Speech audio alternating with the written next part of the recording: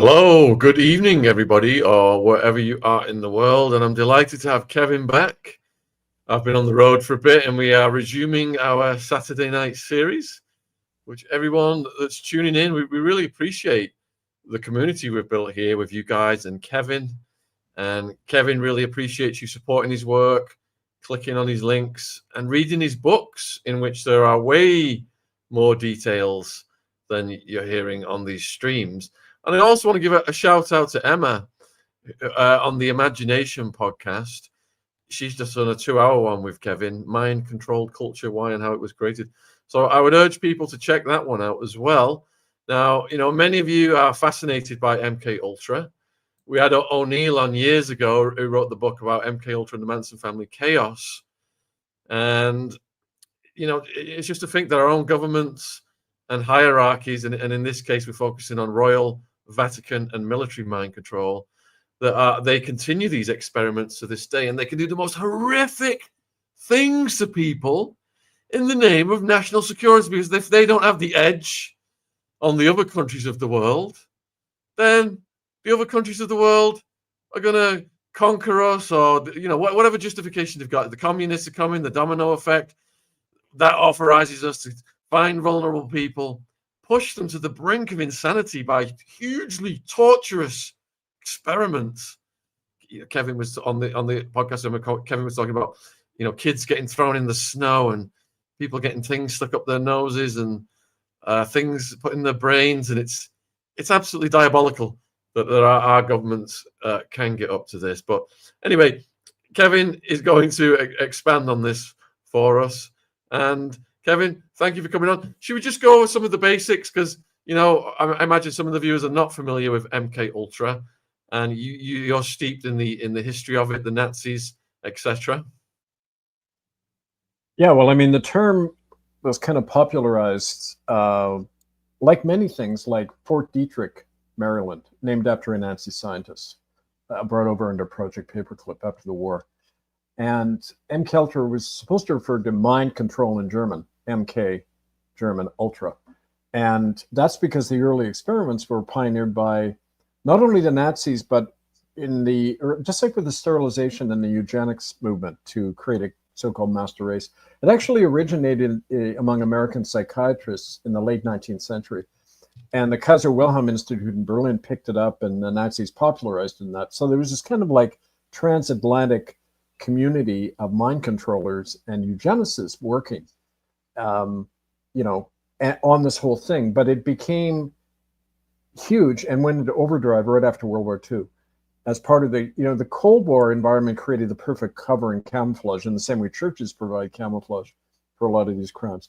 And under the guise of that, it became a major industry, and it's still thriving because it's tied into human trafficking, the whole culture of silence and that around all these heinous crimes that we've been documenting. So yeah, it's definitely kind of, that's the general context for all of it we're going to talk about. And years ago, when I read about it in a David Icke book, I thought this was preposterous.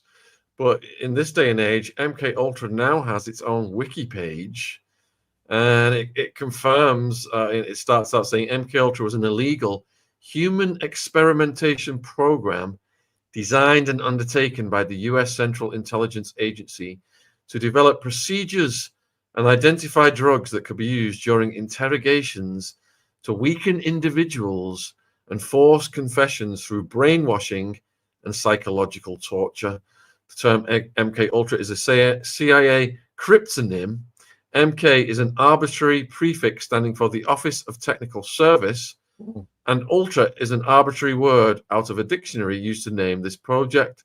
The program has been widely condemned as a violation of individual rights and an example of the CIA's abuse of power, with critics highlighting its disregard for consent and its corrosive impact on democratic principles. There's pages and pages and pages of it on Wiki now. And what first brought it to your attention, Kevin, in your own field? Well, I'll tell about that momentarily, but what I wanted to comment on that was that that's a classic government spin description. It makes it seem like it's a very narrow thing that happened in the past, and now we've acknowledged it and we're moving on, right? it was much broader than that, and it wasn't about simple interrogation. It was basically the military and government agenda was, how do you create the perfect robot, the unthinking soldier who is devoid of emotion and critical thinking and will obey orders that have application for government, any ruler anywhere, but also the military, especially them. So it is a much broader thing than it's described there. The way I found out about it first, not only, like a lot of us, we have contact with this in everyday life, and even meeting people who've been through these things, where they often don't have a lot of memory of it. But I had the fortunate background of being, well before I went into the ministry back in the 1980s, I paid my way through university by working in the University Psychiatric Hospital, University of British Columbia, as a psych assistant, and also in the community mental health field. So I worked in halfway houses. And from people on the ground, I began to learn, this is like 40 years ago, people who had been through these programs, not only electric shock, sensory deprivation, and all this stuff, but hearing a lot of other strange things. I remember back in the 80s, I helped form a coalition to stop the formation of the Canadian Security Intelligence Service, which is like Canada's so-called version of the CIA, because they were operating under completely illegal secret legislation that nobody could know about. They weren't accountable in that. And in one of our rallies in Vancouver to oppose CSIS, a woman came in, she had this metal foil around her head. And she said, well, it's to stop the directed energy weapons. And everyone was kind of laughing, because at that point we thought, okay, here's a crazy thinking she's being beamed. But as it turns out, she had been a survivor of one of these things. And she's the first person I ever heard that term from, directed energy weapons. So here's a kind of that's almost a metaphor for the situation we're in. Survivors are everywhere around us. And the evidence is all out there. It's just the believability and where do you take it, when you have this knowledge. So that was a great springboard into when I got to Port Alberni and began to work with Native people. Then the comments people were making to me when they were describing having gone through these death camps, they call residential schools, almost every one of them would describe cultic aspects to what had happened to them. Children disappearing, being kept off in isolated rooms, ceremonies outside, Indian hospitals attached to the residential schools where children who spoke their own language would go in and be sterilized or be used in medical experiments. All of those stories were coming out along with everything I began to document as far back as 1992, when I began ministry there in Port Alberni. So it was a kind of plunge in the deep end on this stuff. If you work in a community like with Native people or any disenfranchised group, the evidence is everywhere in people's lives. We even began to get documentation of this from people, maverick investigators and that, who, when they heard about me in the press, would come to me with reams of evidence, stuff that had been, like with the residential school crimes, buried and just resurfaced by individuals, So that's kind of initially how I began to get into this latest aspect of it. Right? People are asking about survivors. I did interview Anna Lee, who was an MK Ultra tunnel survivor. The link for that podcast is in the description box, and I'll put it in the live chat. And someone just asked about Manson and that. In O'Neill's book, he's showing how Manson, who'd done horrific crimes, anal, R-word of a teenage girl, for example, and a plethora of other stuff, and just repeatedly they just released him and the Manson family because his handlers had him in this MK Ultra experiment whereby they wanted to destroy the view of the positive, peaceful hippie, the war protesting hippie. They wanted to spoil that, and they knew if they put rats and mice on not just LSD but meth combined, they would form marauding troops of assaulters, sexual assaulting rodents and cannibal rodents, and they would, all this mayhem would result. And basically that's what they did with the Manson family, folks. They put them on the amphetamines and the LSD and just unleashed them on society. So it was an MK Ultra experiment that worked out perfectly for the government. People think it was out of control, but it wasn't. They were allowed over and over again to get out of all of the charges until it got to the point where they just went absolutely on a murderous rampage. Right. And Kevin, you were giving some frightening examples in your interview with Emma. Do you want to expand on some of those, the kids getting thrown in the snow, etc.?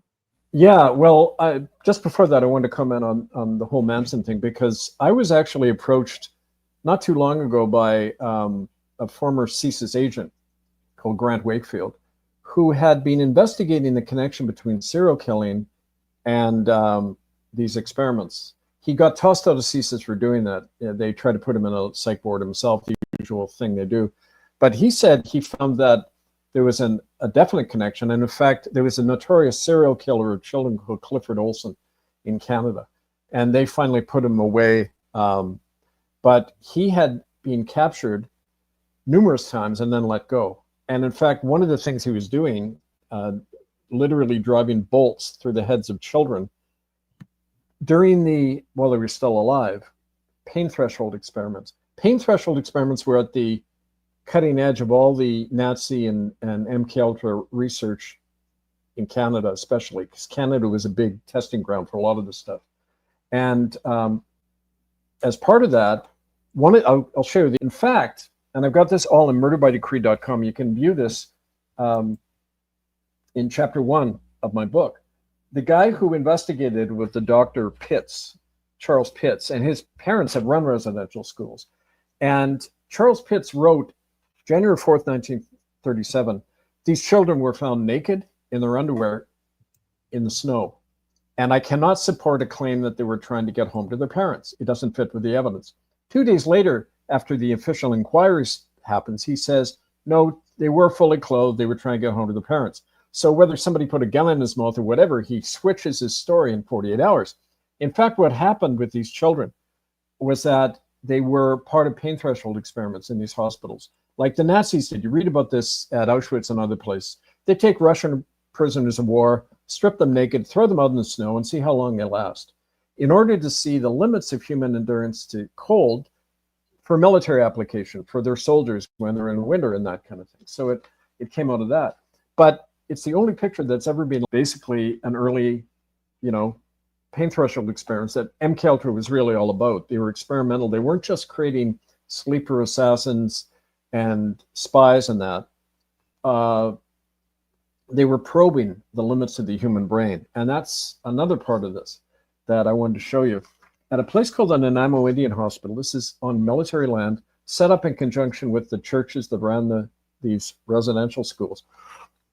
We went there in 2012 with a survivor. Now, his name is Kenny Quatel. He was one of the first Native people I met in Port Alberni. And Kenny had been, at a young age, he was being worked on in a hospital for spinal bifida. They drug him, take him out of the hospital. They tell his family that he died on the operating table. Then they take him off to the Nanaimo Indian Hospital, where he was held for 9 years in this one hospital. And under hypnosis and with a psychic investigator present, who was police accredited, she had been used in finding children in that. He helped draw this. And these are our notes. And he said he viewed, that's a probe going up the nostril into the midbrain area of the brain. It's like the early lobotomies where they would go in under the eyeball here and stick a probe in, destroy all the ganglia, separate all the nerves here in the midbrain area to see. Well, in the words of the psychic investigator, this is what she says: the aim was to destroy critical thinking and emotional responses.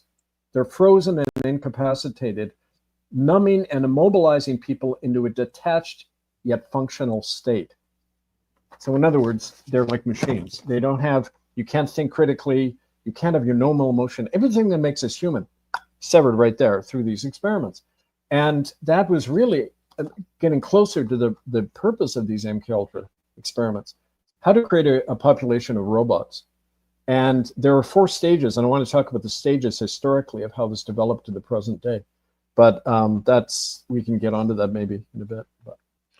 Yeah, let's please do that. But before we do that, as I'm listening to what you were saying, that's kind of thing what these people's sick minds reminded me of Jeffrey Dahmer, because he was trying to drill people's, move things around in people's brains and put things in people's brains and pick up people's brains to control them, wasn't he? To make them kind of, they would still be alive, so they wouldn't leave him. That was their thing. Don't leave me. Stay. Have another beer. And he thought he could just create these zombies that would be with him and not leave him. Well, you know, the old adage, if you're abused, you abuse others. Okay, so Clifford Olson, Jeffrey Dahmer, all these guys are survivors of these experiments. They saw children getting drilled like that. They saw live experiments, vivisection, all these other things on children. So they began to do it themselves, but they were deliberately released into the population as well. It's part of, as we, you know, a lot of people know now, you got to keep the human brain frequency in a state of panic and fear all the time, more easily conditioned that way. And I mean, just look around us, right? Yeah. So what are the 4 stages then, please? Okay. So in the early period, so we're talking like 1930s to the 60s, it's the crudest form of mind control. It's surgical. So things like lobotomies, that's where they began to come into vogue. I don't know if you saw, there was a movie with Jessica Lange called Frances, Frances, about a Hollywood actress in the 30s called Frances Farmer. And she was quite militant in her politics, and she challenged kind of the movie mogul system in Hollywood. She was always outspoken about Nazism and all this stuff. So they targeted her. They arranged a car accident where she was arrested. She had a drinking problem, so they arrested her for being under the influence. They take her to a hospital called Steilacoom. This is a mental asylum in Seattle, near Seattle, in northwest coast of the U.S., right near Vancouver, actually. And did you see One Flew Over the Cuckoo's Nest? You know, the movie with Jack Nicholson? Okay, I've read the book, yes. Ken Kesey worked at Steilacoom, and it was the place where Jose Delgado developed the first lobotomy experiments. I mean, they'd have people sitting in a circle, drugged, and he'd be going around with a pick going boom, boom, boom, boom, and lobotomizing a dozen people in 5 minutes, right? And Ooh. That's what they did with Frances. They lobotomized her, and she ended up a complete vegetable. And they broadcast that all over as if to say, which they always do, look what, you know, if you guys get out of line, look what we're going to do to you, right? And so that was the early stage of surgical, also through hypnosis, electric shock and stuff like that. Okay, those methods. But after that, by the time of the 60s, and again, don't forget, the CIA introduced LSD into the general population through, they ran houses of prostitution where they would pay prostitutes to lace the drugs of their clients with LSD, and then with a two-way mirror they'd film it to see the reaction.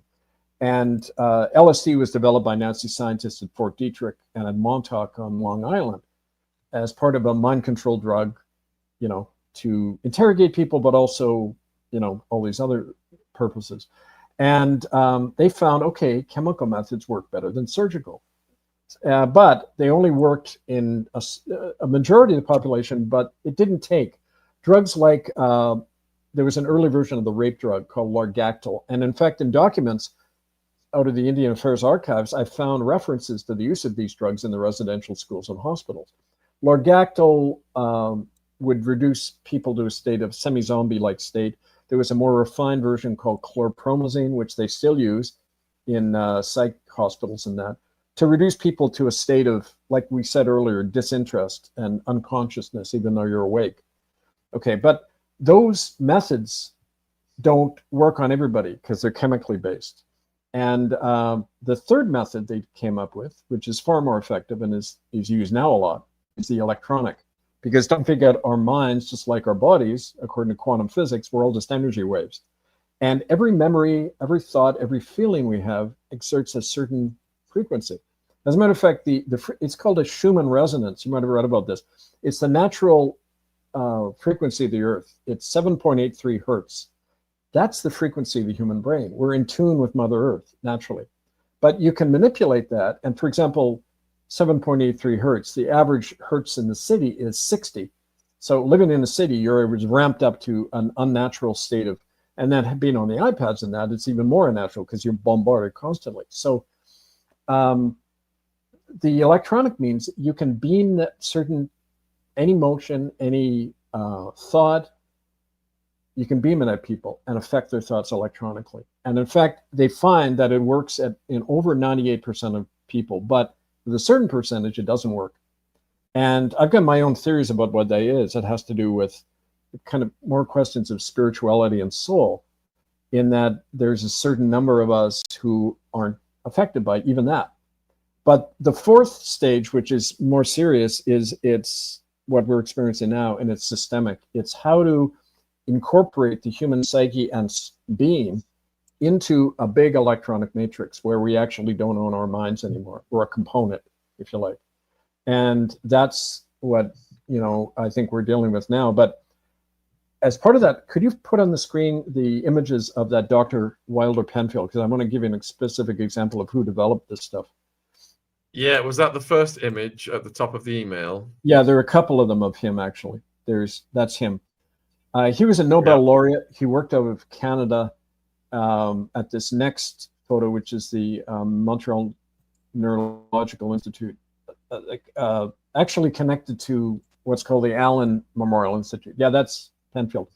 He was a guy who developed through brain surgery. He could stimulate part of the brain, and the person would hear music from their childhood, that recover certain memories. So he was probing on how to control those aspects of the brain. He was one of the major recipients of CIA money. And there was an eyewitness who I sent you the picture of as well, Ann Diamond. She was a friend of mine. That's her name was Ann McAllister originally. She was an early victim of MK Ultra. That's her. She's written a great book called My Cold War by Ann Diamond. She's a Montreal writer. And she and her twin brother were taken in and used by Ewan Cameron and Wilder Penfield. Now, Ann first connected with me when she heard my work. We've known each other over 20 years. She said when she was a little girl, she was brought in, and there was Dr. Wilder Penfield, this so-called Nobel laureate. And there they had just brought in cages of children, and most of them were Aboriginal. And she learned that they had been brought from the local reservation where the tribal council chief literally sold their own children to the government for these experiments. And she saw Penfield take these kids out experimental one. She said she even saw him strangle one of the children to death when he was fighting and resisting being used. And they were being created, just had a lot of neural and chemical research done on them to see, as part of the MK Ultra experiments, how do you wipe out a personality and recreate it? That was kind of the research aim. And so, like I say, it's funny, when I was talking to Anne the first time, she said, I can ride on a bus and spot survivors. It's a look in their eyes. I can just, we know each other when we see it. And she said, there's a lot of us walking around, but they usually just end up on the street, drinking themselves to death or whatever, but they're all the living witnesses to these things, right? Yeah. Let's just go over this a bit more slowly then. Yeah. Because we've got phronology was kind of the precursor for this. And let me just show some images, some of the phronology images. So, this is from the 1800s. I think it started in the 1700s, but they've got the brain parts mapped out. And that's a numbered one, but let me show you this one.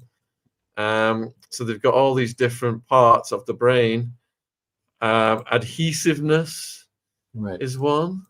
We've got alimentiveness, amativeness, acquisitiveness, causality, cautiousness, combativeness, concentrativeness, constructiveness, destructiveness, ideality, love of life, philoprogenitiveness, and secretiveness. And they thought that the size of the skull. Can you expand on phronology, Kevin? Well, as much as I know about it, it was the belief that the shape of the human skull and that was an indicator of intelligence, predilection to do crimes. It was believed that criminals had a different shaped skull and mind, and you had to work on their mind to make them not criminals anymore. And this led into a lot of eugenics theories, which has said, well, for example, Negroes have a smaller skull on average, therefore they're dumber. And of course, Northern Europeans, so-called Aryans, had the biggest skull and brain of all. It was tied into that eugenics argument that you had to eliminate people from the population the mentally retarded. For example, in America, there's a good book, War Against the Weak by Edwin Black, where he shows that the movement to create a master race began in America, went over to Nazi Germany, went back after the war, kind of back and forth. But Edwin Black in his book describes exactly that, how the early sterilization laws in 38 of the 50 states said if you had a child who was born with a low IQ, automatic sterilization, couldn't allow them to breathe. All the sterilization laws in Canada that were passed right at the same time the Nazis were in power. That's how a lot of Native children got sterilized in the Indian schools and hospitals. Virginia Baptiste, one of the eyewitnesses, said she spoke her language, she got a red tag, had to go lie under the x-ray machine, got sterilized. Her brother, and relatives who wouldn't go to church on Sunday got sterilized. It was a law in Canada, you could do that. So, well, not a law, but an act of the crown, order in council passed secretly. So, I mean, it was part of that idea that you could determine everything by the size, the shape of the human skull, right? Yeah, so they'd allocated parts of the brain that they thought did this and that. Right. And then MK Ultra came along, and you've got stage one where they're targeting parts of the brain. Is that what you said earlier? Yeah, well, of course, this was kind of what you're looking at was kind of a cruder 19th century thing. They found out a lot more about where, like that Dr. Penfield, who we showed, his whole thing was to find out what areas of the brain are responsible for what. And fairly soon they found out that the midbrain area is the one that was primarily responsible for critical thinking, the ability to have a will, a personality of your own, to be able to question things, question authority, say, okay, they say something, but is it true or not? Instead of just blandly accepting, what's official as the truth. All of that area is in the midbrain part, and that's the area they definitely targeted, right, for all these experiments. And in this first stage, where did they select the people from that they experimented on? Prisoners. It wasn't just children, but which they got. The churches had a program all over the world of providing children in return for funding to various drug companies, but also the military, the government, and prisoners, military personnel, like Ann Diamond and her brother were both children of a soldier in the Canadian Army. So military children are pre-adapted, following orders, having a stern domestic environment, more easily used. Native children, of course, were deliberately violated and consistently in these places, sexually and every other way, in order to create multiple personalities. Because if you're traumatized enough, especially at a young age, at a pre-verbal age, you tend to dissociate into multiple personalities. Perfect. That's exactly what they needed for these experiments. So it was all designed deliberately to create this traumatized personality who are then more easily manipulated. Right? So we've got 1,000 people watching live presently across all platforms. All of Kevin's links are in the description box, his books, his other broadcasts, etc. Please support his important work. We're talking about the different stages of MK Ultra. So if you have got any questions pertaining to mind control, whether it's royal, Vatican, military, etc., please put them in the chat. Please stick on the subject. And the first stage, they were going in the brain and poking around and doing stuff to the brain. What was the second stage again, Kevin? Chemical. So in the drug culture in the 50s and 60s, developing drugs like chlorpromazine, largactil, the things that would suppress consciousness and the capacity to act on conviction. And, it's called the limbic system in the brain. It's one of the unique things that even primates don't have. And in the human evolution, in the brain evolution, us people develop this limbic area, which is empathy. It's compassion. It's like when somebody's down on the ground, you run over and help them. I mean, that area. And it's interesting because in psychopaths and sociopaths, that area of the brain is not really developed at all. It's the thing that keeps us human. Well, that was part of the midbrain area that was targeted, because they can literally get people who love one another to turn on each other and become aggressive. And a lot of the research over the last 50 plus years has been developing those chemical means to separate us from our normal personalities and the things that bond people together. And that's the chemical phase, which was quite huge, massive funding. So would you say that, on one coast we had Timothy Leary, on the other coast, you referenced Ken Kesey earlier. Would you say that they were two of the principals, conduits through which the CIA flooded America with LSD? Well, I don't know about Ken Kesey. I don't know enough of his background. Tim Leary definitely was on the CIA payroll. In fact, he was an early consultant to the CIA about this in the Montauk experiments on Long Island. And like I say, out of Fort Detrick, Maryland, the main chemical warfare plant in America, staffed entirely by Nazi doctors who had pioneered this stuff under Mengele and others. And it's interesting, I should mention, we haven't mentioned the Vatican yet, but they were a major conduit for this. They still are in terms of funding this research and everything. But they had a long agreement with the various drug companies and the military to provide children.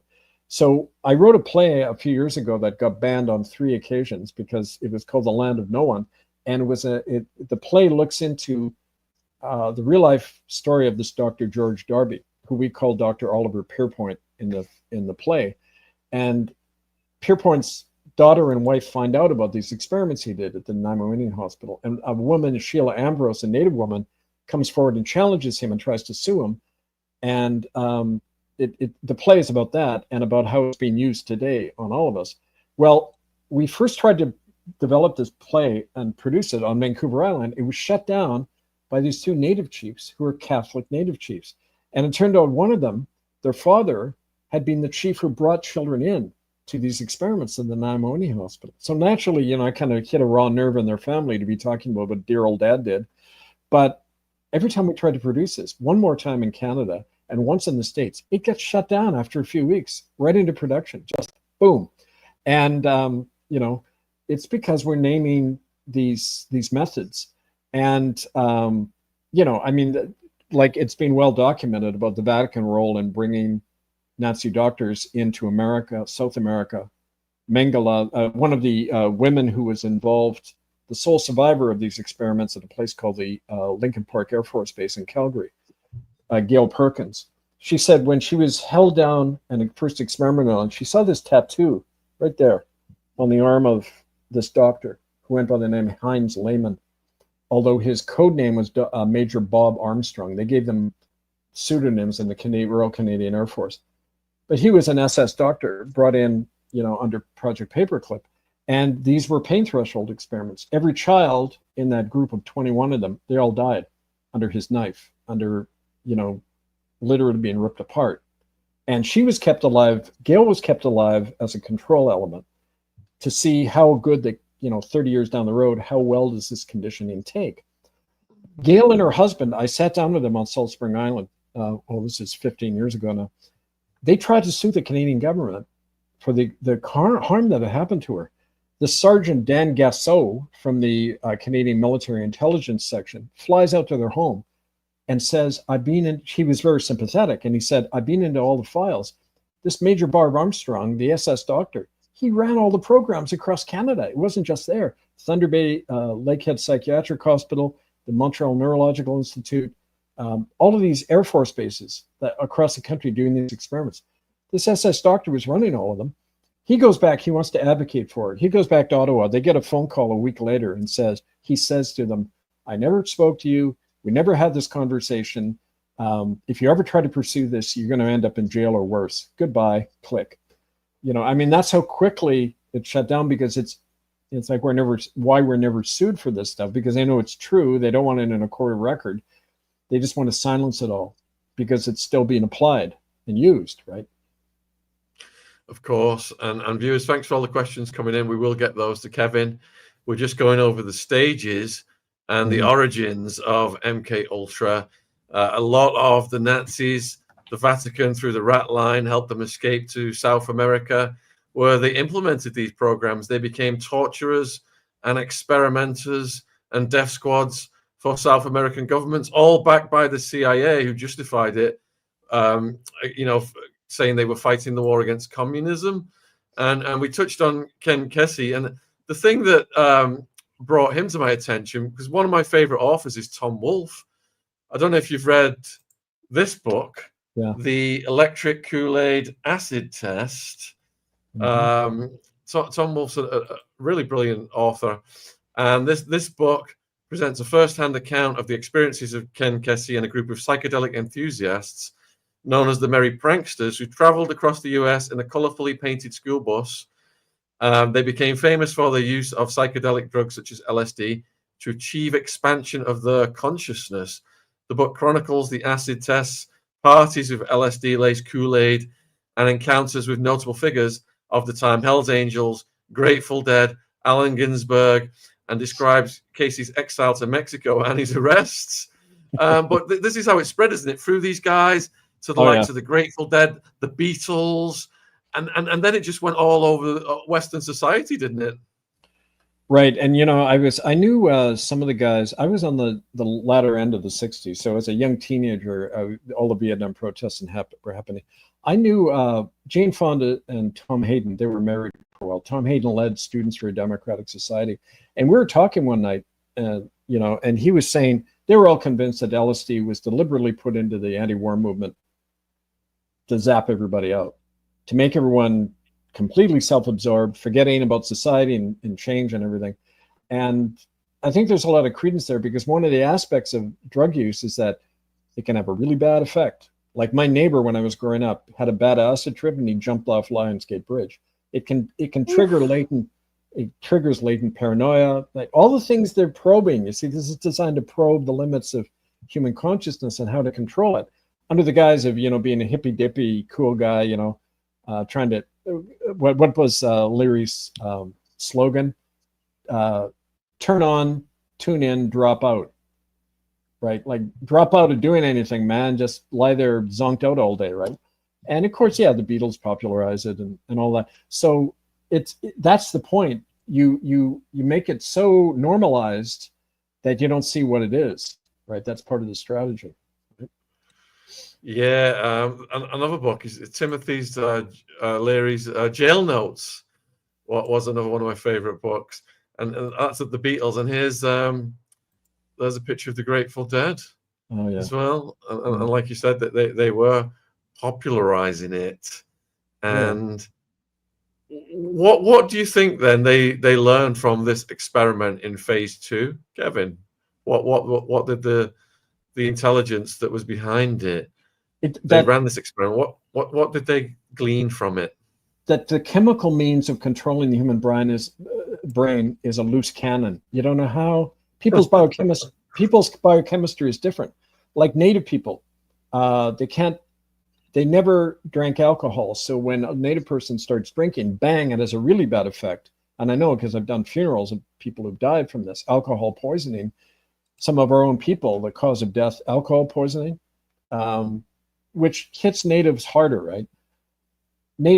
Asian people lack lactase to digest dairy products. Okay, so human biochemistry is really variable. So the same drug won't have the same effect on everyone. So that's why they moved on to stage 3, the electronic means.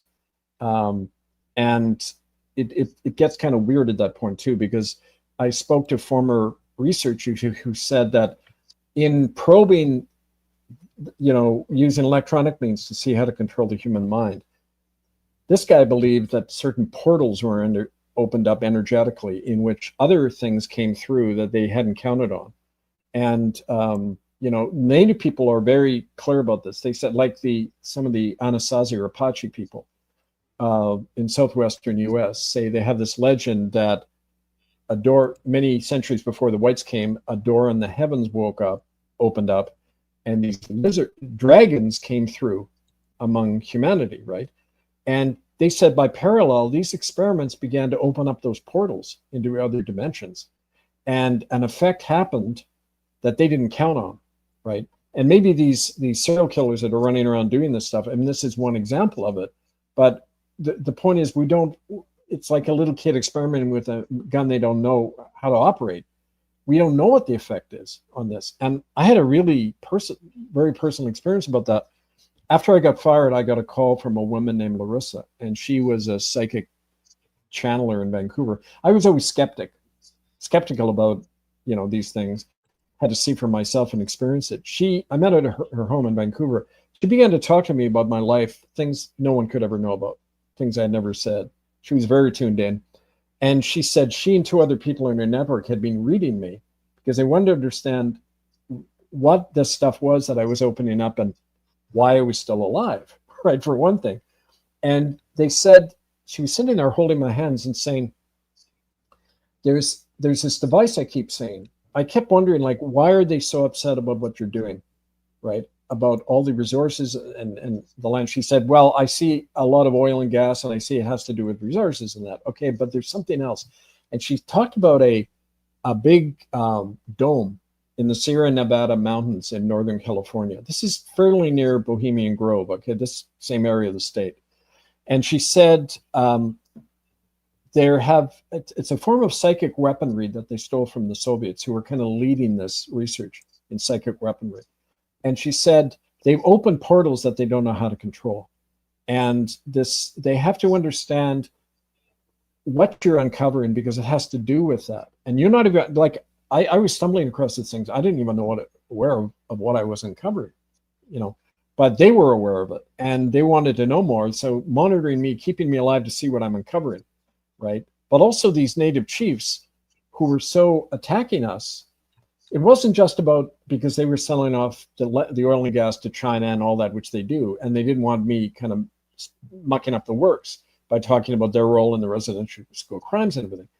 It was more than that. It was about these controlled experiments that the Chinese are also very into. Through their own methods, their own history of how you control masses of people. So all of that said to me after, and the weird kind of finale to that is that Larissa gave me a panic phone call one night and said, one of the other two women in our circle has died all of a sudden. And I came to her door the next day to see what was going on. And she opens the door and looks at me like I'm a stranger. And she says, who are you? What do you want? And I said, Larissa, it's me. We've been seeing each other for 6 months. She said, no, get away. I know what you're up to. Get away from me. Boom, shut the door. Like, boom. And that's happened so many times with me. People who one moment are working, the next minute as a group, not just as individuals, but as a group. It's like watching, I call it the light switch treatment. Boom, off. And with a different narrative in their mind about who I am, like something has been inserted in there that wasn't there before, even a different personality. Now, it doesn't work with everybody. I mean, like we're having this conversation right now, right?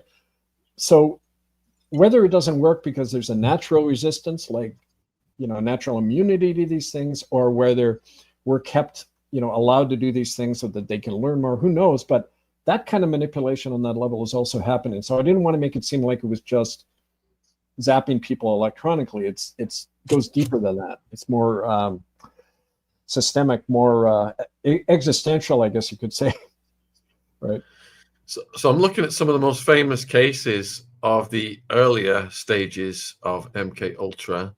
Yeah. And with Rosemary Kennedy, eldest daughter to Joseph Kennedy, as a child, she exhibited development delays. In a young adult year, she was becoming increasingly irritable and difficult.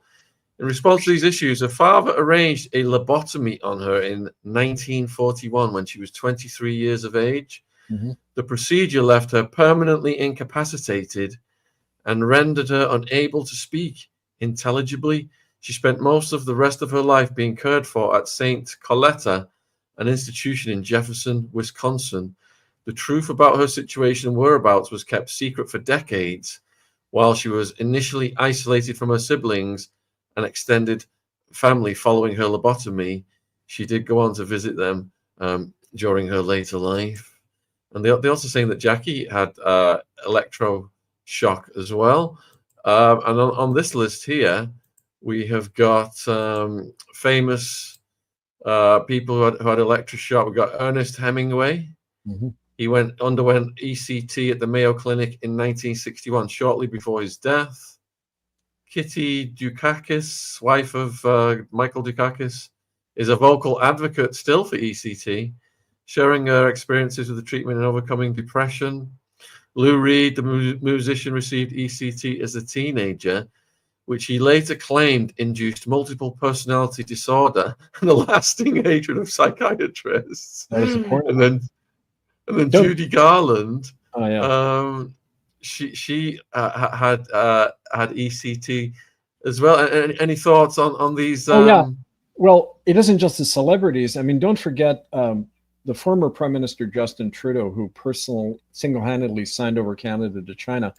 His mother, Margaret, Pierre Trudeau's wife, she was an early inmate at what's called the Hollywood Hospital in Vancouver, where they did early MKUltra experiments. Margaret Sinclair Trudeau, had ECT at a young age, a whole chemical regime she was on. And she was wingy. I mean, she used to do really nutty things in public and that. But all three of the Trudeau children were also taken to the Hollywood Hospital. We know that from nurses who worked there. I published this a number of years ago. And a former nurse who lives up in Kamloops now said she saw all three of the children brought in the early 1970s. They were all put in segregated rooms and worked on. These are like Manchurian candidate future prime ministers. Sasha, I think, one of the children died in a skiing accident. It's what you do in the cult. You sacrifice, usually the eldest child, but any child. It's a sign of cultic activity, right? And both Justin and his dad, Pierre Trudeau, prime ministers, both of them were Jesuit educated. You know, I mean, it's like the connections are pretty apparent. And they destroyed all the evidence of the Hollywood Hospital after it got closed in 1974. But I mean, it was part of that MKUltra network. So we've got the brain, we've got lobotomies, we've got chemicals, we've got electroshock. What was the fourth? Well, I think, you know, what's going on now in terms of the incorporation of the human race into really what I think is a new organism. It's a cybernetic organism where the human energy field and mind are directly incorporated into an electronic network. And people don't have their own, not only their own minds anymore, but their own lives. And now I ride on the buses a lot, and I just watch, especially the younger generation, right? They got their iPad devices, but you'll notice they never put them away when they're not using them. They hold on to them like this and hold them close, usually to their chest. And they're being incorporated into that energy field. And you look at them when they're not looking, 98% of the time they're looking at it. And when they're not, their eyes are dull and lifeless. There's no emotion. There's no consciousness there. And I mean, it's not accidental. This is a bigger incorporate. It's the ultimate genocide. It's omnicide. It's the destruction of the human race. And, you know, that's the challenge now. What do you do about it? When people are operating in that electronic field, how do you get out of it?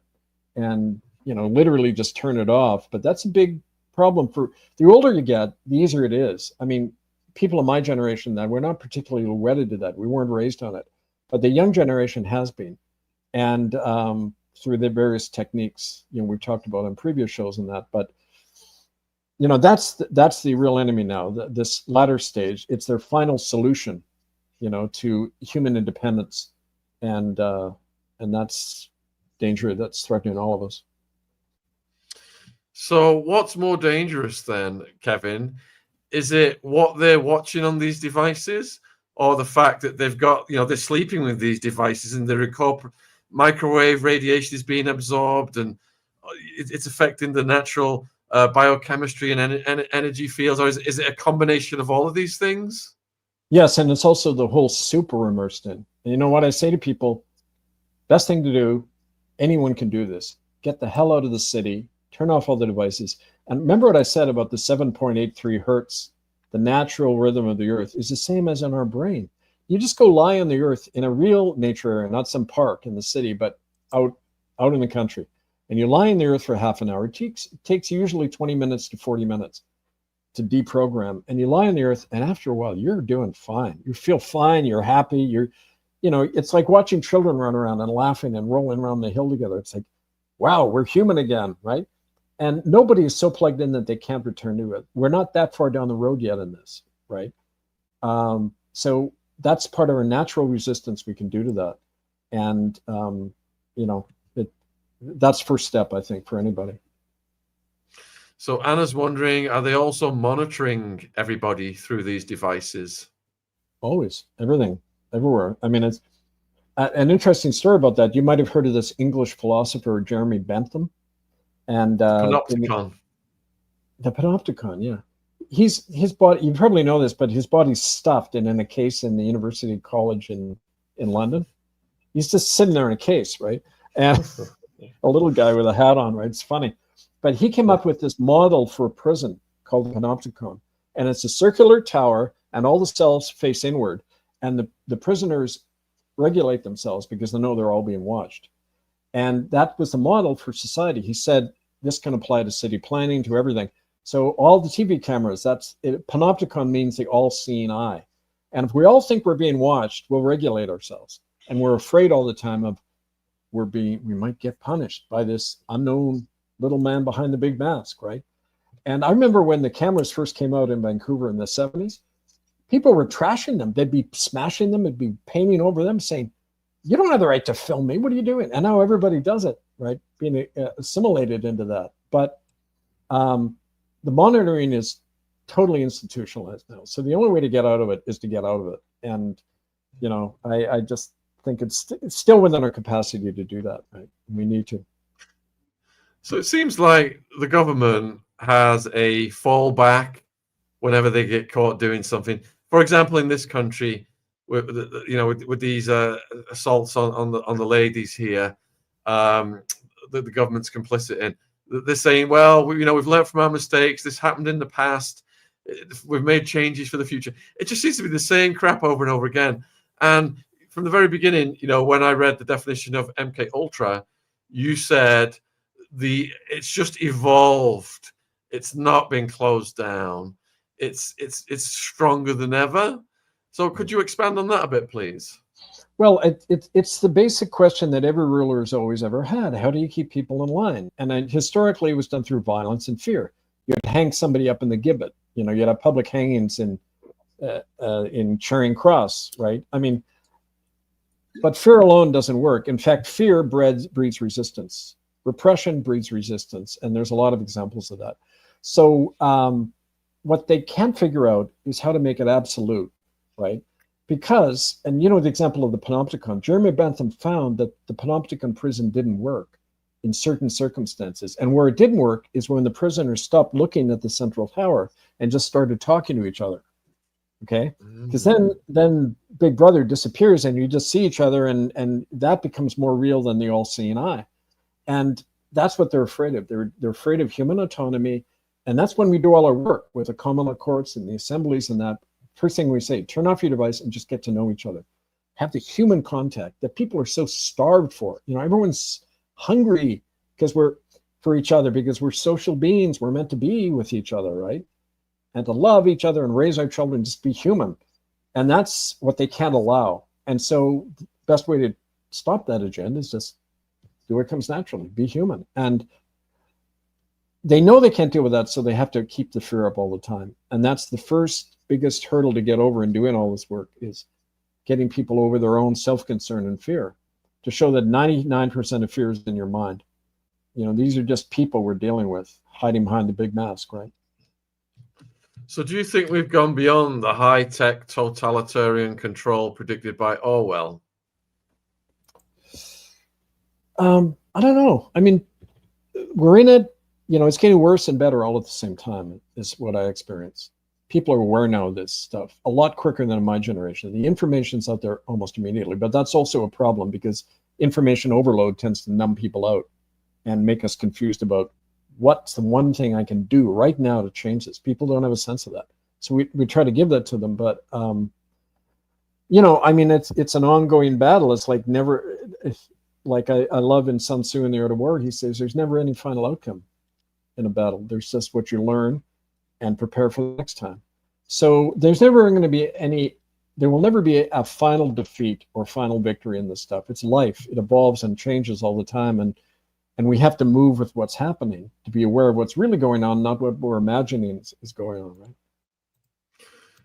So in Orwell, then, they had something called telescreens, which are two-way devices that appeared in 1984, omnipresent and almost never turned off. They are an unavoidable source of propaganda and tools of surveillance. But, you know, if we're all now willingly just carrying around phones and we get home to our smart TVs and smart, it seems that we've gone beyond tele screens to me.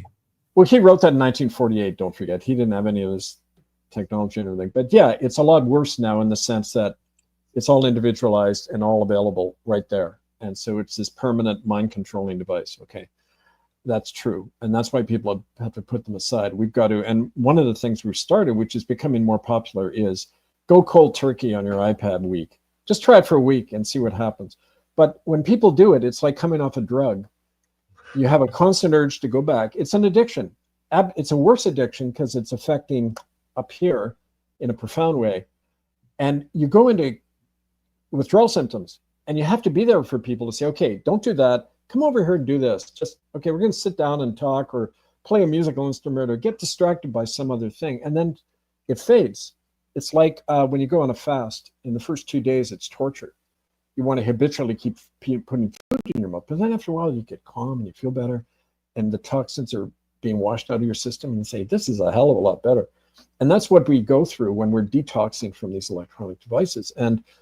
But we don't have a community. We'll feel we're all on our own. And it's almost impossible on your own to overcome this. It essentially is. You need the help of other people. And that's why we form these cell groups of 3 or 5 people to say, okay, you know, we're going to get together regularly and just help each other, you know, like you do in any survivors group. That's how we brought out the truth of genocide. We had the survivors groups get together and bolster each other up so that we wouldn't get crushed individually, right? Yeah, I watched a neuroscience lecture. I attended one, and the woman presenting it, she had brain scans of people, normal teenager brain scan, internet addicted teenager brain scan, and schizophrenics, and showed how the brains were connecting the neurons. And the kids with the internet addiction had the same patterns as the schizophrenics. So it's changing our physiology. Yeah, it is. It's horrible to watch. I mean, you know, I was in an airport rarely the other day, and there was a little baby, like maybe a year old, in the little stroller, and the mom had put a little screen. They have these carriage screens now that you can put in. So, I mean, the human brain doesn't evolve, it doesn't grow like that. It needs sounds and human interaction. And you're creating, I don't know what you're creating because we haven't even seen yet. Like, what's the effect of doing that at age 1 or 2? Like, there'll be vegetables, there'll be like machine components, which is, I guess, what the agenda is, but it's horrible. So we've got a question here. Let me just get it from Olivia. Do you think desktop computers are as bad as phones, or are the phones worse? I think the phones are worse in terms of the effect we're having them, but it's the same addiction. It's like when I was growing up, our idea of a dystopia, of a Orwellian future was everyone being controlled by the same source of information and communication, everyone being plugged into one source. And, you know, that's what we got. People can't imagine there being knowledge of anything outside the internet, right? And don't forget, it came in the late 90s. And between, I think it was 1997 and 2004, internet use went from 5% to like 85% all over the planet, just metastasized everywhere. So it's changed the way the human mind works. It's reduced knowledge to information. And knowledge is not information. Information is just one aspect, but there's emotional intelligence, there's intuition, there's everything that makes the human mind such an amazing thing, right? And it's trying to narrow that down so that we understand things only in terms of information, and that's absurd, right? So is there a link between Wi-Fi and loss of common sense? I mean, does Wi-Fi, being in a Wi-Fi field, affect the brain? Yes. Like I say, it goes from about 8 hertz to 60 just by being in the city, and about 10 times that by being around a computer. So normally 8 hertz in your brain is now 600, 800. I mean, you can't think normally. You can't even have calm feelings. People know this. I'm not telling people anything they don't already know. They experience that being around these machines. So if you're on the internet an hour before bed, it's hard to sleep, right? Don't have it in the same room. Don't look at it as soon as you get up. I mean, otherwise there's no escape from this madness, right?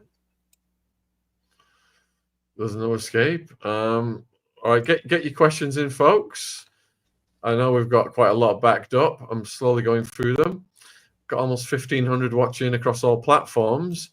And please support Kevin's work, all in the description box, his books, his other broadcasts, etc. Thanks for the super chat, Basil, and Jojo.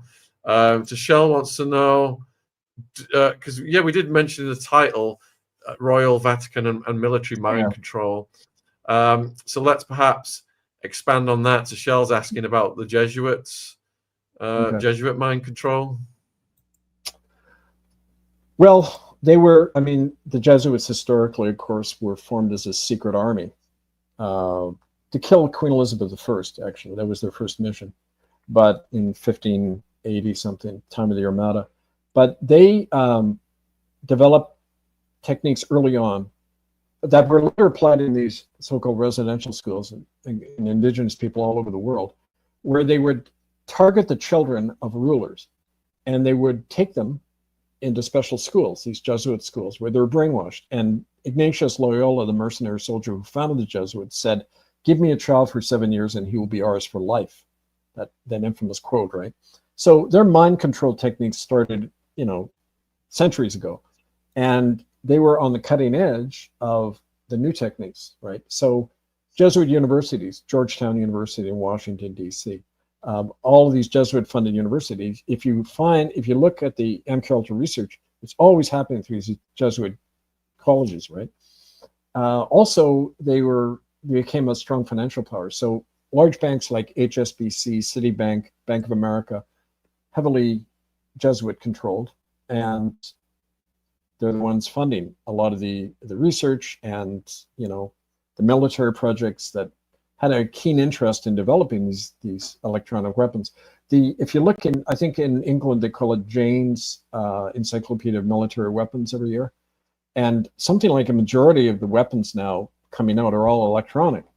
And you trace the origins to the companies, and they're often Vatican Bank affiliated corporations. So I mean, the Jesuit ties direct, and of course that involves all the so-called royals, because there's no, especially ever since the Holyrood Agreement in 2010, the Church of England and Rome are pretty much melded now, and share all of this stuff. So I mean, it's kind of, that's in general their piece of it, right? So if you look at the experiments that they've done on soldiers over the years, does that tie into what you're saying? Yeah, well, soldiers were a main guinea pig for all of this.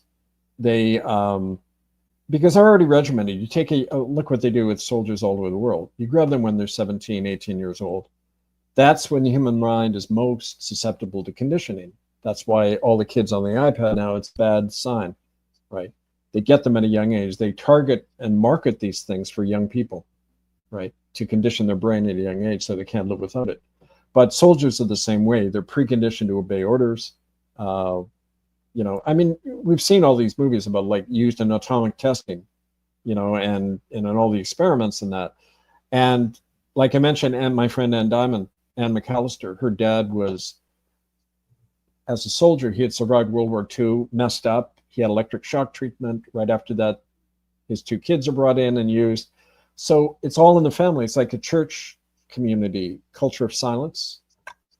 Nobody learns. Military, the army, and churches are the best mediums for doing these experiments and control. So yeah, they're top of the list, right? Yeah, the nuclear test they did on their own soldiers. Was it in New Mexico where they had them stored at various distances? So it says here, between 1952 and 1967, over 20,000 UK military personnel participated in nuclear weapons testing in Australia and the South Pacific. Conducted as part of the UK's nuclear program, involved the detonation of atomic and hydrogen bombs as well as radioactive experiments. Oh yeah. Veterans and their families reported health problems linked, and I bet the government denied that as well. But there was experiments in America as well, wasn't there? Yeah, all over. I mean, there's that movie, The Atomic Cafe. It's a documentary, and it shows, there's one scene in it where you see this mushroom cloud in the desert, and these soldiers all getting out of the trenches and walking towards it. And this briefing that's happening before, where the officer is telling these grunts, well, there's heat, there's blast, and there's radiation. And of all three, radiation is the least damaging, So go ahead, boys. And they're all marching towards the thing. Just horrible, criminal, okay? But not only that, not only the soldiers. In the early 1950s, the U.S. Air Force had a project, I forget the code name of it, but they laced the clouds over 50 North American cities with radioactive isotopes to study the long-term effects on the populations. So in Winnipeg, where I grew up in central Canada in Winnipeg, I had 11 uncles and aunts on my mom's side. 7 of those 8 men all died of cancer. And they were all living in Winnipeg at the time. And there was no history of cancer in our family. Okay. So yeah, you learned that radiation kills people in the long run. Great discovery. It wasn't an experiment. They were doing it deliberately, right? Because once the population finds out about that, what's the effect? Oh my God, they can do anything they want to us. We're all guinea pigs. What can you do about it? They slaughtered us for generations. The effect of that is to enslave people even more. And so it's a long-term mind control, right? Yeah, and changing the physiology of people and creating premature death. Professor Hamamoto calls them downwinders. We've got a super chat question here from Basil, and that is the truth in danger if we can't perceive it? Well, the truth is never in danger. It has a life of its own. It exists whether we see it or not. And I believe it has a force in history that brings down tyranny anyway. It helps when people embody that truth. But I do believe there's a hidden hand in all this stuff. And the more we learn these things, the question is not let's learn more horrible stuff. We know the nature of the system to do this. It's criminal and murderous. And if we don't change it, then we're as guilty as the people doing it, right? And that's truth embodied, not just as a nice idea. We got to embody that truth, and otherwise the future is too horrible to imagine, right? Question from Anna. Do you think Jesuits are tied to MI6 and DARPA? Probably, or Jesuit influenced. I mean, it's like with the Mormons, right? Why does the CIA and FBI recruit so many Mormons? Well, they have almost as much money as the Vatican Bank. What was it, 269 billion the other day they found?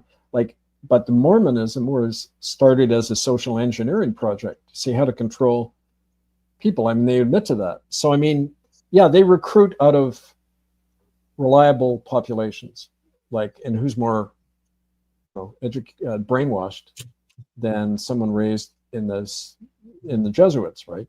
I mean, that's part of the case which we haven't talked about. We've talked about before, the case being brought in September against the present Pope Leo and his involvement in these cultic ceremonies. I mean, it's designed to weed out who's willing to take part in these things and who isn't. And then they're the future Pope, right? I mean, it's the way the system is set up to just weed out any honest human elements, right? Yeah. So the next question is from Nathan. What about Western public school circular brainwashing? Enter the transhuman psyop. Yeah. Well, I mean, it's lots of people who know better have been talking about that, about that whole agenda. Transgenderism and all that. I mean, I just came across this new evidence on the west coast of Canada showing how all the United Church camps are actively recruiting children. And one of the first things they teach them in these camps is you have depression problems because you think you're a woman, you're a young girl, but in fact you should be a boy. And it's been propagated by the Ministry of Children and Families in British Columbia, the government system, by the RCMP, by church people, of course, and the police. They're all saying the same thing, and they're rounding up children who have depression problems and sending them in these special United Church camps. That's the church that tossed me out, but it's the United Church was set up as an act of parliament in 1924. It's an arm of this. It's a state church. So all these programs, they're all funneling to all, like the octopus, into all of its tentacles, right? All right. Next question is from Pearl's World. Were any Australian children used via the Catholic Church in mind control? Oh, I'm sure they had a field day down there with the indigenous people. Well, that came out during the George Pell trial. Remember that Catholic cardinal who got booted out as part of the faction fight between Bergoglio and Ratzinger? But one of our people who then vanished, unfortunately, Georgina Cameron, she had documented this about how Native children were being brought in en masse for the same experiments. You know, there's a lot of affinity between Australia and Canada in the way Indigenous people were, you know, wiped out in these places, right? I'm sure there was a lot of parallels, yeah. Susie wants to know, what's the real name of the Hollywood Hospital in Vancouver, please, Kevin? That was its real name. That was the only name it was known by. And a lot of the stuff that was online about it, of course, is swabbed out now. But we make some reference to it in Murder by Decree, murderbydecree.com. And it was called Hollywood because a lot of the dignitaries like Bob Hope and Bing Crosby and people who were on the CIA payroll, they were, Walt Disney was another, they came up all the time, you know, to hold benefits, you know, to raise money for the Hollywood Hospital and that. So yeah, it had that connection too. God, we could do a whole show on this next question. Do you think they have changed the music frequency to change people's behavior? Well, that's interesting you asked that because Anne Diamond, my friend in Montreal, who's a survivor of MK she was in a group of children, and it included Leonard Cohen, the Canadian writer, songwriter. And he was also being programmed. And when you look into that, what was that book written about Laurel Canyon, where, you know, all these top singers, they all died of, quote, suicide. Their dads were all in the military or in CIA. And getting the musicians on board with this project. Like you pointed the Grateful Dead and people like that earlier. Yeah, the music frequency is a whole part of this programming. So there was a big focus on singers and songwriters, especially in the 60s and 70s, to be part of that program, even if they weren't aware, I think, that they were doing it, but at least programmed to do that, like Anne described when she saw Leonard in there. Yeah, we've had ex-Satanist Zachary King on twice, including part 2 yesterday. And he was talking about the emergence of Kid Rock and what Kid Rock had to do to get famous and the message that's portrayed through the lyrics. And from my own research into the prison industrial complex and the school to prison pipeline, you've got huge financial companies like BlackRock have got investments in the private prisons that get like $60,000 a year of taxpayers' money per person who goes into the prison. And then you've got them investing in the same rap entities that are glamorizing the drug dealing lifestyle, the crime committing lifestyle. You got phonies like Rick Ross, who was a prison guard, who stole his name from the real Rick Ross, who I've interviewed, who was a importer of the white powder, and just putting videos out there. So they're indoctrinating these young people. It is a form of mind control to go out and commit crimes and just go straight over to the prisons where they're making tens of billions a year, the contracts. And it's predominantly young people, drug offenders, filling these prisons, the lowest hanging fruit. It's obscene. Sean, we got to talk more about the whole private prison thing because, not coincidentally, this has just opened up in the work I'm doing with people in the States. Yesterday, I spoke to 2 guys, and their friend has just been given 100 years in prison. 25 now in Texas and all over the States, you get automatic 25-year sentence if you miss a court appointment. Hello? You know, he wasn't even notified of these appointments, and boom, he's in jail for 100 years. And of course, Texas has more private prisons. This GEO, one of the big private prison corporations, and it's a big growth industry, as you know, right? So Trump's Attorney General, Pam Bondi, is a former lobbyist for the private prison. So they lower, you know, they do away with all legal standards and due process. They leave it up to the judge to sentence you for the rest of your life for nothing. No due process, no nothing. And they've got this huge slave industry. It's a slave market all over again, right? So we should. Yeah, I'd love to learn more about you, what you know about private prisons and that. Compare notes. I've written a series of books deconstructing the war on drugs and mass incarceration. They left a loophole in the Constitution saying that slavery was abolished except for people convicted of crimes. So they just started criminalizing people and getting them in the exact same areas they were working in when they were slaves. But in the context of what you just said, 100 years, $60,000 a year. If anyone could even live to that long, that's $6 million transferred over to the prison industrial complex, just like that, client for life. Now they're obscene. Now this GEO and the other big corporations, they're lobbying the government for tax exemptions, and so they can just operate like the Vatican, right? It's a law unto themselves, and these guys who are being targeted by it were all part of doing common law education workshops, and every one of them now is getting picked up on nothing, right? This one guy there was a gas explosion on his land. Next thing he knows, all these paramilitary people are attacking him, shooting bullets through the window, and they accuse him, of shooting back when he didn't even own a gun. It's complete, just setting people up to fuel this system you're talking about, right? It needs a never-ending source of fresh meat to go into it. Right. Professor Hamamoto's left a comment.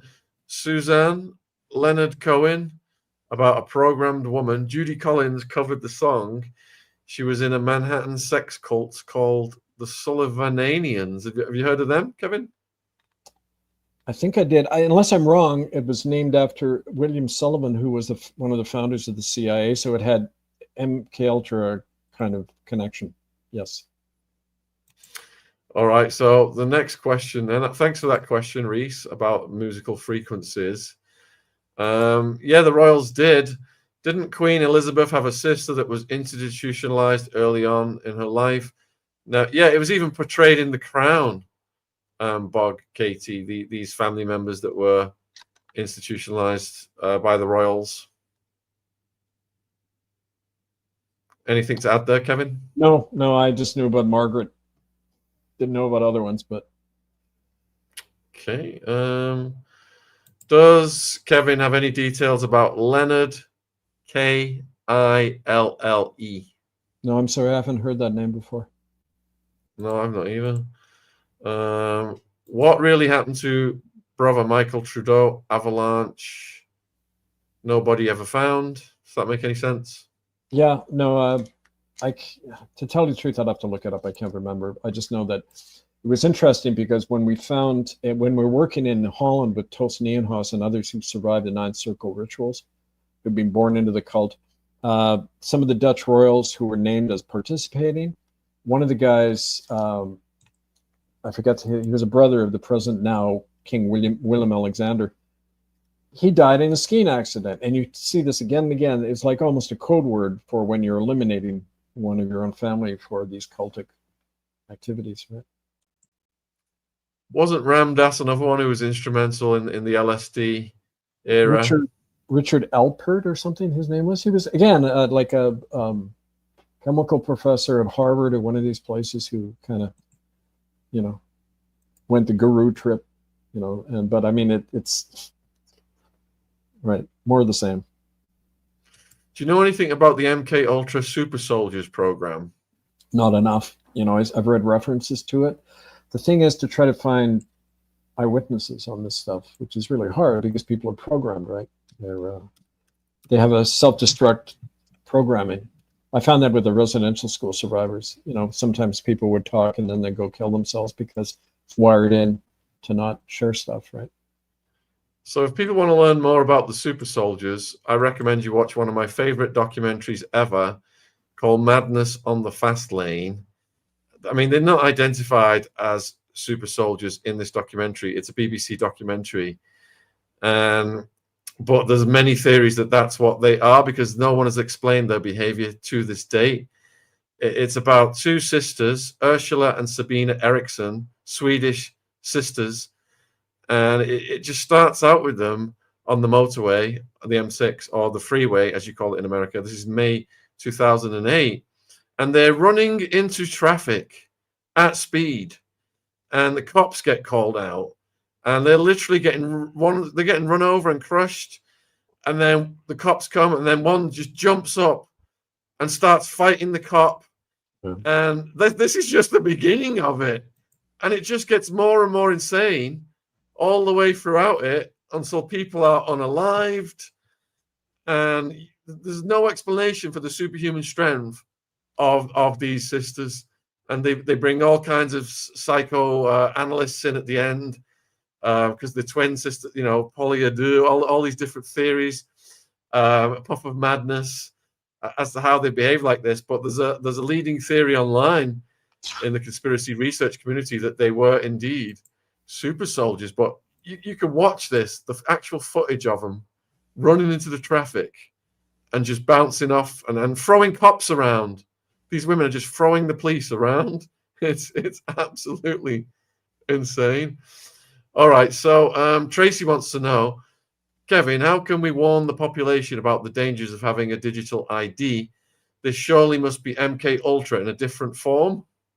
Well, there's a tendency to look at one scale of the dragon and not the whole beast. And we can point out these different manifestations of it. But when you do that, we're doing people a disservice because we're not talking about what's causing it, this big source of it. So I think more important than talking about an aspect of it is to say, here's where it's coming from. Here's the agenda. We need to break out now and, help people start doing that, even in a small way. Because of course it's all part of this, but it's not MK Ultra anymore. It's the nature of the system. It's metastasized. So, it's aimed at all of us now. Right? Next question is from the Utility Muffin Research Kitchen. So it can be said MK Ultra never stopped. It just continues under various names.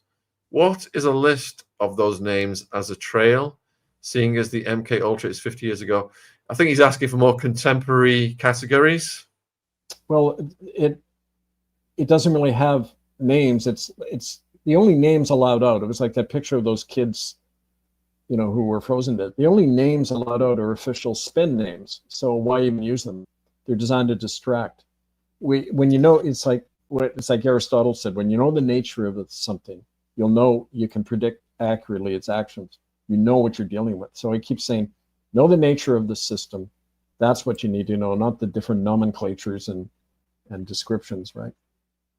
Yeah, by definition, any contemporary secretive programs are going to be kept secret. Thanks for the super chat. CIA's BCI Annie Sumo on Substack has great information on Hollywood, as does Jay Dyer. We'll have to get him back on. He does some good talks on this. All right, so Phoenix Rising, does Kevin know about the live broadcasting of the Picton murders? I hadn't heard there were live broadcasts. I heard that they had been filmed because these are the serial killings on the west coast of Canada, which is a long tradition. Oops. Well, while Kevin's sorting that out, don't forget to check out Kevin's links in the description box. Yeah, so the Native people have been disappearing for generations, but the point is, and they still are, this Picton brothers, they were the fall guys, the Lee Harvey Oswalds. They were the body disposal crew. The killings were happening at a different home involving prime ministers, top people who were actually engaged in the killing, and the snuff filming that was going on as well. It was a snuff film studio. And we even know where these studios are in Vancouver. We've been documenting them with the help of police and everything. And they move around a lot, but they're always under kind of official covers. And so, yeah, I mean, it's part of the system. Going back to our earlier episodes now, ask Kevin what he thinks about the graves at the Kamloops Indian Residential School in Canada. There were mass graves all over the country, including Kamloops. We documented 22 of them. I mean, what do you do with 60,000 plus bodies? You incinerated a lot of them. One of the principals at the Anglican school in Brentford said, we're forced to bury children 2 and 3 to her grave. We got the documents, everything. But starting around 1968, the RCMP and the churches began destroying all the graves. And we've also got letters about that documented. In 2022, I believe it was, they staged a so-called dig. The reason they had to dig is one of the band council members, the Kamloops Band Council in Kamloops, leaked to the press that they had found more bones. So the band council and the RCMP, in other words, the serial killers themselves, step in and say they're doing a dig, although they never let anybody look at it. They never release the results, and they say, yeah, we found 215 children. But okay, but who did it? What did they die of? It was just a fog put around it. But then you saw that number 215 everywhere. And now people wear orange shirts saying, remember the 215? Well, what about the 60,000? You see, it was a psyop designed to discredit and de-emphasize what we had brought out and create a new narrative. And the narrative, and now it's getting so bad in Canada, people are saying, well, there were no mass graves. Let's see where they are. Well, they're all destroyed, guys, by now, pretty much. But we showed the process and where they were buried and all that. In 2010, when we released the first list of mass graves, not one media, not one cop, not one activist, online group did a thing about it. Showed absolutely no interest. Now you can show interest because it's the official government spin, so you're permitted to think about it. And that's what the whole Kamloops fiasco is all about. And it's worked. People now don't remember anything about what we had brought up, pretty much. So it's, again, MKUltra, part of the memory swabbing that has to happen every few years, right? Danny wants to know, do you believe that Manchurian candidates are currently walking amongst the general population? Of course, but they were an early stage of this. Just look in the mirror and you'll see a Manchurian candidate, frankly. We're all being influenced by this. We're all being guided in our actions, you know, or inactions. So, I mean, start at home, right? Start with your own situation. Don't know if this is possible to estimate, or it might be reaching here. Shakina, do we know how many people have been impacted through MKUltra programs worldwide? Well, it was huge, you know, in the millions, but now, like we say, because it's generalized into the whole way the system operates, we're all being affected by it, impacted. There was some brutal experiments done by the Japanese on the Chinese. Right. During wars that paralleled, unit, what was it? Unit 321 in Manchuria. That's it. Read some books. Sorry, go ahead. I was going to say, read some books about that unit, folks. You think the Nazis were bad? Bloody hell. Well, they were also used Allied prisoners of war, and a lot of Chinese civilians in that, and just vivisected. And okay, so the chemical experimentation on that was also happening in Canada. At Suffield, Alberta, they had chemical warfare testing done on soldiers and children before World War II and not just after, right? So Canada and Nazi Germany had a defense sharing agreement and experimental sharing agreement before the war ever broke out. Mackenzie King, the Canadian Prime Minister, was a real fan of Hitler, like a lot of the British elites, right? And so a lot of the stories we get were from the 30s, not just post-World War II, right? For these Nazi experimenters. Including the royals were fans of the Nazis. All right, so Kathleen, and related to them, Kathleen wants to know, do you know about the CIA connection to the Robert Monroe Institute using the HemiSync? No, I don't even know what that is. HemiSync? I don't know what it is. Never heard of it. What about the secret space program? One woman was participant of this program at a young age, and they used her to multiply her personality. I've not heard of that either. No. Okay. What was the Canadian Nazi doctor's tattoo of? Do all the cult members have the same tattoos? The SS had any member of the SS was branded right there with a tattoo. And we got information from one of the offshoots of the Simon Wiesenthal Center in Vienna, who had documented, according to the SS tattoo number, who it was. And we cross-referenced that particular tattoo that Gail Perkins saw at the Calgary Air Force Base.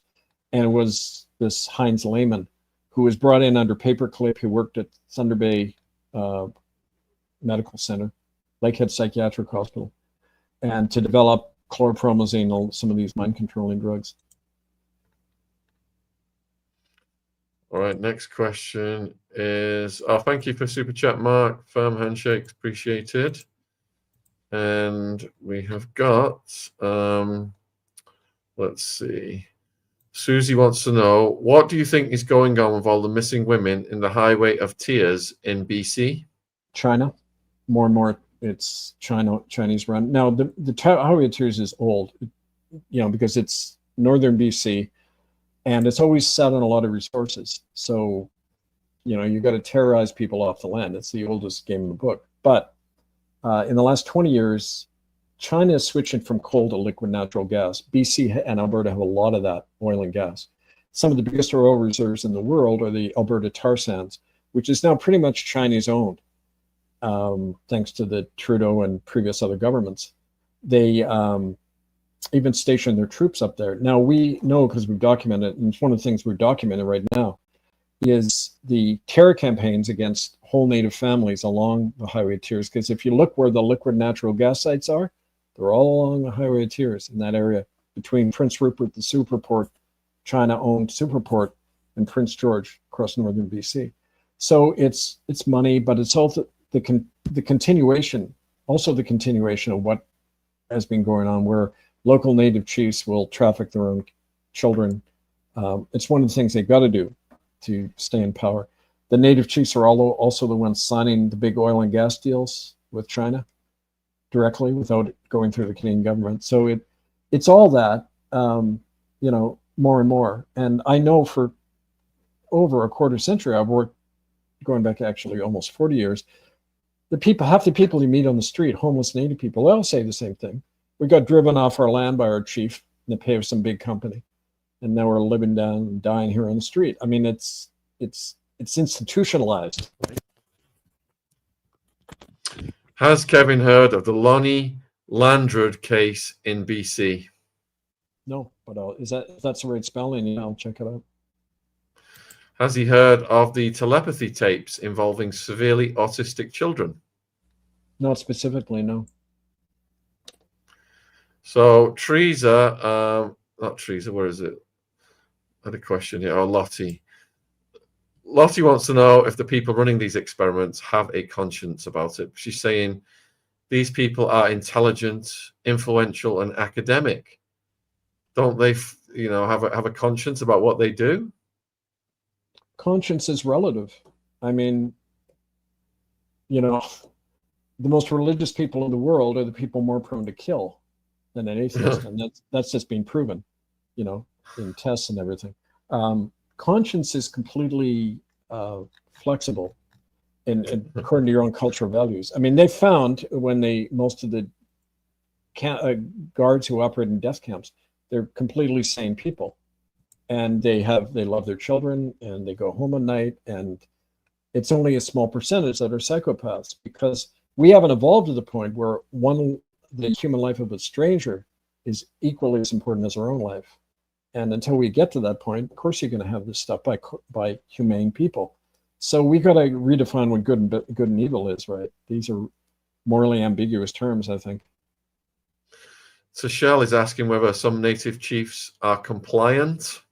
All native chiefs are compliant. Now, all government native chiefs in Canada operate according to the Indian Act, where they're not citizens, they're wards of the Crown, they're trustees of the government, administering Crown land for the Crown. They don't last 3 seconds if they go against that. And I know, because I worked with a lot of these guys, they're the ones dealing the drugs on reserve. They're kept in power by the government. So you can't operate. It's like being a Catholic bishop or whoever. You don't operate in the system unless you're part. The people on the ground, the traditional elders, they're the only ones who have ever worked with us, and they can be gotten rid of very easily. So that's why these traditional people don't tend to be public, right? Natalie wants to know, is MK Ultra turning a person into a slave by enslaving their mind? Yeah, but in a way, sure it does. But two things on that. You want to have, it's like hypnosis. It's hard to hypnotize somebody if they don't want to be, unless they've been so battered and weakened. It's like an immune system, a mental immune system. If it's down, you tend to get sick. But so there has to be some compliance. It's like in our talking circles, we always say, you're never a victim. You're always cooperating to some degree with creating your own situation. You can always say no. You can always fight these people to the death. If you choose not to, you're an architect of your own situation. There's no them doing it to us. We're also doing it to ourselves. But the other thing is, and here's a bigger question I always have, Why do you need to mind control the whole population? Because by the system, 90% of people are already compliant. So really, what is the purpose of mind control when they've got people pretty much under wraps already? And that's an open-ended question. I don't have an answer for that. Maybe people have their own thoughts about that, but I'm in a way at it. It's kind of redundant when you think about it, right?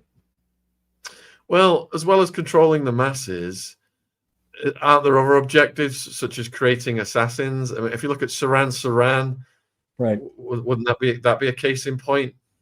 Yeah, functionally they serve that purpose. I'm not saying they don't, but the extent of it, the massive amounts they put into, like with the iPad devices and everything, is it just about money? You know, which in our culture, it usually just comes down to a question of money. Maybe it's because it's so lucrative. They get all those devices out there, and you know, to hell with the effect on human beings, right? Like with any corporate product.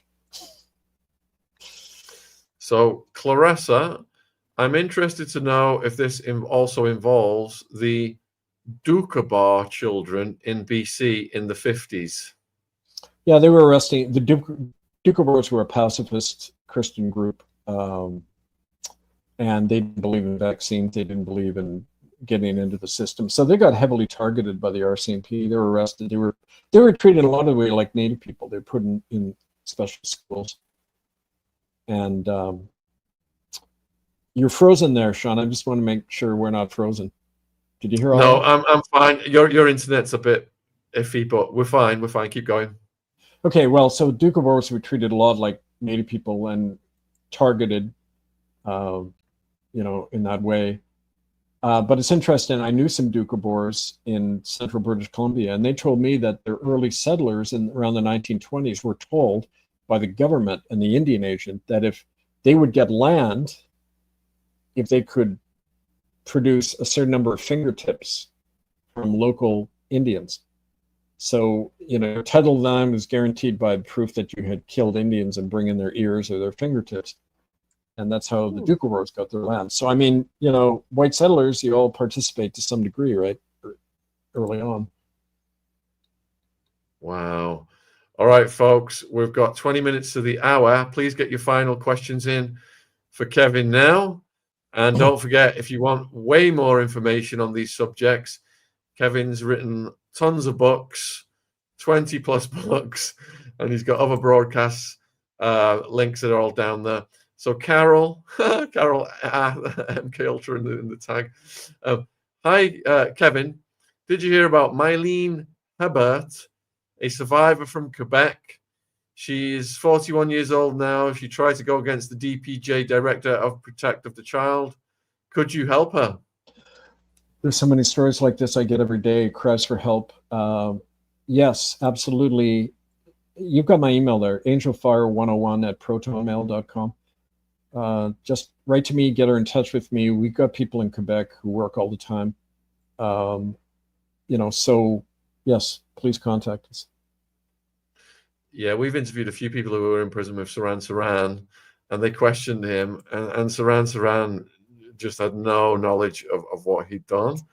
And then you're in a catch-22. If you can't say you did it and take responsibility and say you were sorry, then they never let you out. All right, next question then. Let's see. How much? Oh, here we go. Where do I find your books in German? The ones that have been translated yet? Unfortunately, the only book in German is there's a version of Murder by Decree, and I've done a lot of articles, and some of our Unrepentant, our first documentary, I think, has German subtitles. Best thing to do is write to me, and I'll you know, put you in touch with people who know more about that. Thanks for the super chat, AJ. Should we be afraid of Neuralink? What is that? That is the Elon Musk. I'll give you the definition of it. Oh, where he's linking the brain. Prince of Darkness. Yeah. Neuralink is pioneering brain-computer interfaces. That's how it's being sold, creating a generalized brain interface to restore autonomy. And they're saying it's for unmet medical needs and to unlock human potential. Founded by Elon Musk, 8 scientists and engineers. It was launched in 2016 first Right. reported in 2017. Okay, so that's a name for what I was talking about earlier, the interface and integration into a cybernetic organism of the human mind and these electronic systems, right? That's the Yep. enemy. That's the agenda. That's the omnicide agenda to exterminate Homo sapiens, make us Homo machina. Getting asked the big question here: who's at the top? There isn't in a system like this. There isn't anyone at the top. It's a self-perpetuating corporatocracy. People come and go, And anyway, people involved, people in charge, you never see. You see their hand puppets. You see the people who you're supposed to see, but no. And I don't think it's about individuals anyway. It's about a whole system we're in, right? How you dismantle. Have you heard of Russ Dizdar book, The Black Awakening? No. Sounds like a good one, though. I think we might have had Russ on, or I spoke to Russ at one point in time. Is there anyone in the Vatican that can be trusted? That's from Shannon. There are people at the lower level of the Vatican in administrative capacity in the Vatican Library who've given us really important information. Like this latest case against Robert Prevost, Mr. Leo, where apparently, and I haven't seen this, the court prosecutor has, but it'll come out in the court trial in the fall, that there's an actual log in the secret Vatican archives showing the Ninth Circle ceremonies going back to at least 1870 with a list of all the participants. So yes, insiders provide us really important stuff. Within the clerical hierarchy, of course not. You don't last more than at all if you're at all honest and you're trying to bring this stuff out. So, I have personal experience of that. Does Kevin see a link between Canadian Indigenous and Deuteronomy curses?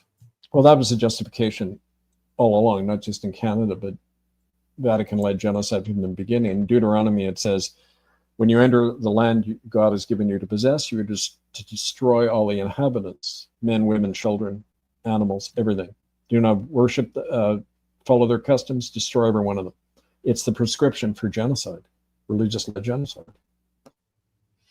Thoughts on spiritual prayer practices to counteract the evil in the world? Well, it's a whole topic in itself. It's kind of hard to get into that. I did. Yeah, it's personal. So, I remember one of my friends, Gantanado Horn, she's a Mohawk elder. I was on a TV interview with her, and they said that, talk about native spirituality. She said, I can't, because the minute you put it into words, it loses its power, it loses its meaning. It's the unspoken, right? It's like anything very beautiful in the world. It's like the day my daughters were born and I helped deliver them. How do I put that into words? How do you put into words that you love somebody, right? Like you can't. Great evil and great goodness can't be described. And that's why I think writing a book on spirituality, it's commentary. It's like the difference between the wind and the weather report describing it. The wind you just experience, right? Breath, pneuma, it comes from all of us, but you can't. So I don't even start there. But I'm alive because of my own sense of that, my own, whatever you want to describe it. What's your best book on the Ninth Circle? There hasn't been a good book on the Ninth Circle. There's a lot of evidence about it. I don't think anyone's done a book yet on it. When are you going to do one? Well, the thing is, to do a good book on that, you have to be quoting witnesses. And the fact of quoting witnesses puts them in extreme danger because the opposition isn't stupid. They'll know from the comments who it is, and they'll be gone, right? So it's a difficult thing to do. So anyway, I'm open to any suggestions about the best way to do that, What about the Sellafield plume on the civil population? That happened here when I was a kid, I think. Radioactive material was leaked from Sellafield nuclear site in Cumbria, which had environmental and health impacts, contaminated Irish Sea and nearby populations. These are periodically, they have these leaks, don't they? Yeah, like I said about the U.S. Air Force seeding the clouds. I just don't understand how the population put up with this stuff. That's a whole question itself. Why do people go along with the system when they know it's killing them? right? It isn't just about apathy or feeling helplessness, because, you know, if you know your back's to the wall, it's a natural human instinct to fight, just as it is to defend your children to the death. But when those things are missing, then yeah, the soul is being really tampered with in a big way, right? Why has the monarch's portrait been removed from Canadian courtrooms? Well, it hasn't. The flag has been removed from Canadian courtrooms. The only symbol now in Canadian so-called courtrooms, and these aren't courts of law, they're administrative tribunals that operate outside the rule of law. But the only symbol in there now is the Crown of England, City of London image, the corporate image, not any Canadian nationhood. Why can't the public go into areas of the Vatican, and why do we just accept it? Well, because there's all sorts of horrible things going on, and because the evidence of these things is buried in the secret Vatican archives, and they are a power unto themselves. Like anywhere in the world, they can do whatever they want. So you're taking your life in your hands if you go in there, unless you go in with a big army. Do you see a forever breakdown in the family? Yeah, it's meant to be destroyed, and I think it's working pretty much. Does MK Ultra and the care homes overlap? They prey on the people from care homes for experiments, don't they? Absolutely. That's a big recruiting ground for a lot of these experiments. But it's beyond MK Ultra now, just a lot of this stuff. Yeah. Have you heard of the Hitler Project in South Africa? No. Do you think there will ever be justice for those experimented on by the US government? Good luck. Justice as in what? Like the system defines justice as you get a monetary settlement and you're gagged. That's not helping you, that's helping the people who did it. So there is no such thing as justice in the system. And there's no accountability. That's why you got to get out of the system and create your own justice. That's our whole philosophy of the common law courts. You get a monetary settlement if you're lucky. They try and tie you up with lawfare for years and hope that you die. Yep. Before you get your settlement, as we've seen with many of the soldiers who claim to have Gulf War syndrome. They just tied those guys up. They died prematurely because of the exposure to certain things, and that's the strategy. Yep. Yeah. Professor Hamamoto was the best-selling novelist and academic Umberto Eco read into the Vatican agenda. I don't know. I mean, what's that book he wrote about the monks? I liked it, but I was kind of naive and stupid back then. The Name of the Rose, was that it? It's about this I watched the movie. Weird activities going on in monasteries in northern Italy and that. So who knows? Yeah, I don't know. Really creepy. Have you been on Professor Hamamoto's channel yet, Kevin? No. Well, I think that would be a good collaboration. We've known Professor H for a while here, and he's a friend of the channel, and he's in academia, and his specialty is like the CIA infiltration of academia and controlling the population for music and stuff like that. We need to talk. I think that would be. I would love to see you guys do something together. We've answered all of the questions, Kevin. Is there anything you would like to say in conclusion to the viewers? Just that you got all my contact info on that, and we'll keep you updated as fall approaches with this new court case and new talks I'll be giving around. And 3 areas that I'm working on: the West Coast transgender trafficking thing that's coming out, operating out of church camps, the private prison campaign in America, and of course the court case in Europe about the president, Pope Leo Robert Prevost. And I just urge people to go beyond talking and thinking about it, taking action. There's a big new network forming in England to support our work. And so contact me and we'll plug into all that. Thank you. Yeah, and if you guys want to watch a follow-up video, we've got Anna Lee, MK Ultra survivor. I'll put that one in the chat as well in a minute. But I'll huge thank you to Kevin. I'll let you go and I'll close the show. And I hope to see you soon, my friend. Take care. You too, brother. Thanks, Sean. Cheers, Kevin. Thank you. Bye-bye. All right, guys. So MK Ultra Tunnel Survivor Anna Lee. It's absolutely mind-blowing. I'm putting it in the live chat right now if you want to watch another video on this subject. If you're watching it on replay, it's also in the description box. It's at the top. We've got links to Kevin's other parts as well, of which there are many. We've got Kevin's website. His email is down there. You don't need to email me anymore. If you want me to forward your email to Kevin, you can email him directly. And you've got some of his other broadcasts. We've also got Zachary King, Ex-Satanist, Part 1 down there. But yeah, I really enjoy these live streams on Saturday evening. I'm speaking to Lionel right now, just trying to finalize the time with him. Would love to get Professor Hamamoto on. And we have got a new guest called Gwaine Towler coming on to talk about Keir Starmer destroying the UK and whether civil war is coming. That's on June 30th, 2 p.m. UK. I do believe that is Monday. And we've got loads more content coming up. Thanks for tuning in, guys. I'm going to go and chill. Oh, there's Professor Ham. I'm going to go and chill with baby Ziggy. And Daryl, I did forward your email to that person. So hopefully you will get a response soon. And let me know if you can come on as well. Would love to get you on. All right, I'm going to end this one. Go and chill out with baby Ziggy and Jen.